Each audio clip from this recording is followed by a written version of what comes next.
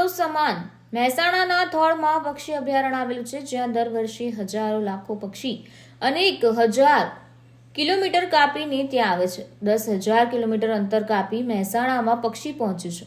કડીના થોળમાં પક્ષી અભયારણ્ય ખાતે કુંજ નામના પક્ષીઓ હજારો કિમી કાપી પહોંચ્યું છે. અત્રે જણાવીએ કે ગત વર્ષે 4 કુંજ પક્ષીઓને જીપીએસ લગાવવામાં આવ્યા હતા અને જીપીએસ લગાવેલા 4 પક્ષીઓ ફરી થોળ તળાવમાં આવી પહોંચ્યા છે. જીપીએસના આધારે માલુમ પડ્યું છે કે કુંજ પક્ષીઓએ 10,000 કિમી અંતર કાપીને ફરી એકવાર આ વર્ષે થોળમાં આવી પહોંચ્યા છે. કઝાકિસ્તાન, અફઘાનિસ્તાન, પાકિસ્તાન અને હિમાલય એવરેસ્ટ શિખર સર કરી આ પક્ષીઓ આવ્યા છે અને પક્ષીઓ કઝાકિસ્તાન, અફઘાનિસ્તાન અને પાકિસ્તાન થઈ 10,000 કિલોમીટરની સફર કરી ગુજરાત આવે છે.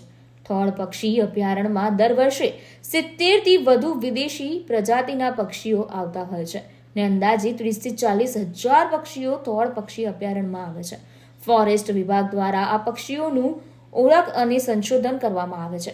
શિયાળો શરૂ થતાં જ ઠંડા પ્રદેશોના પક્ષીઓ થોળ આવી પહોંચે છે અને વધુ ઠંડા પ્રદેશોમાં ઠંડી -ડિગ્રી સુધી પહોંચી જતા પક્ષીઓ થોળ અભયારણ્યમાં આવતા હોય છે.